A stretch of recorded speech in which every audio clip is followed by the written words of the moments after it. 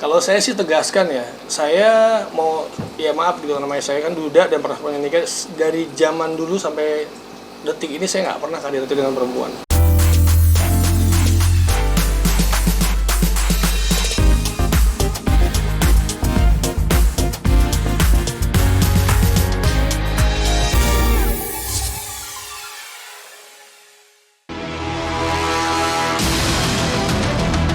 Baru saja merasakan kebahagiaan pasca melahirkan buah hatinya, Muhammad Sultan Al-Fatir pada 24 Agustus 2022 lalu, Roro Fitria justru dikabarkan telah menggugat cerai sang suami, Andre Irawan, ke Pengadilan Agama Jakarta Selatan.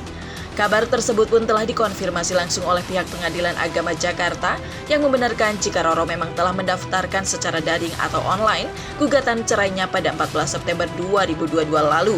Bahkan, kabar perceraian tersebut pun diwarnai dengan adanya dugaan kekerasan dalam rumah tangga atau KDRT yang dilakukan oleh Andre terhadap Roro.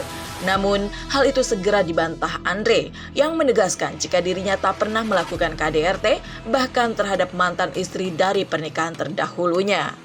Karena baru saya terdaftarnya sehingga baru ada nomor perkaranya ya. Jadi sudah ada nomor perkaranya, sudah didaftarkan di Kepanitiaan Pengadilan Agama Jakarta Selatan melalui IKOP. Ya, tepatnya kapan setelah hari ini ya ya? baru terdaftarnya hari ini. Tadi melalui IKOP? Hari ini, secara IKOP. Terdaftarnya ya, kalau mendaftarkan enggak yang terdaftarnya di Kepanitiaan Pengadilan Agama Jakarta Selatan hari ini tanggal 14 September 2022. Ada kuasa hukumnya yang mewakili penggugat tersebut. Untuk alasan saya tidak dapat memberikan informasi karena ini masih baru saja didaftarkan ya, dalam proses itu. Yang jelas tadi sudah saya sampaikan bahwa ada hubungan hukum antara penggugat dengan tergugat dan berbagai rangkaian peristiwa yang terjadi dalam kehidupan rumah tangganya. Dan belum ditentukan sidangnya karena baru ditentukan penetapan majelis hakimnya. Jadi majelis hakimnya baru ditetapkan hari ini, tetapi belum ditentukan tanggal persidangannya. Kalau saya sih tegaskan ya, saya mau, ya maaf gitu, namanya saya kan duda dan pernah nikah dari zaman dulu sampai detik ini saya nggak pernah KDRT dengan perempuan. Jadi buat saya, ya perempuan itu memang harus dimuliakan sama seperti ibu saya gitu.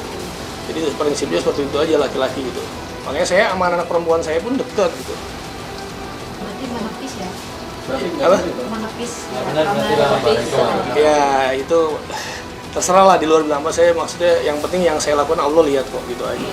Kalau bicara keras sebenarnya buat saya gini, dalam sisi apa gitu. Kalau laki-laki kan pemimpin dalam rumah tangga, nggak ada istri yang jadi pemimpin, bener nggak?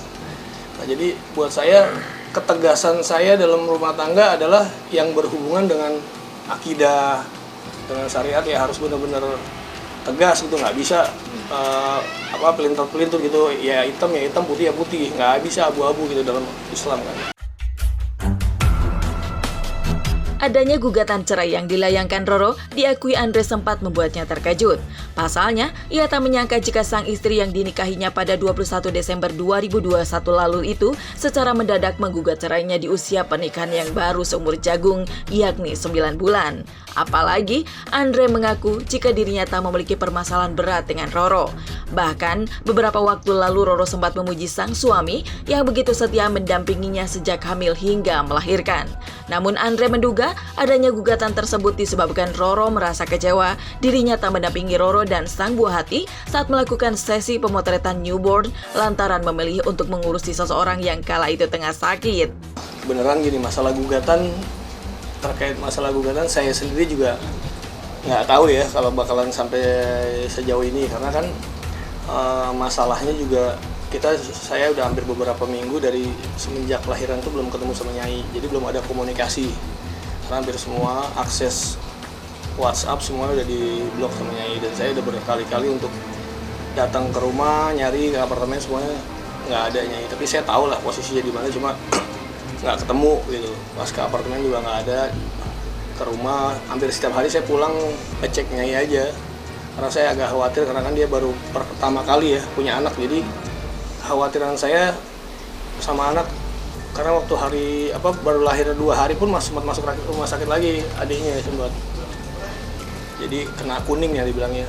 Pastinya sih saya belum tahu ya, tapi waktu itu kejadiannya bareng sama Umi Ana.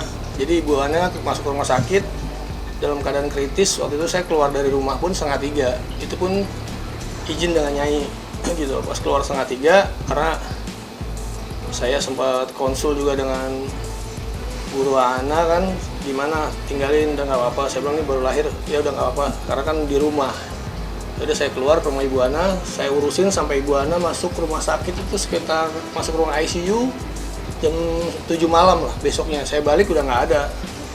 Jadi Roro udah nggak ada istilahnya. Tapi saya tahu waktu itu kan karena berbarengan sama foto newborn ya.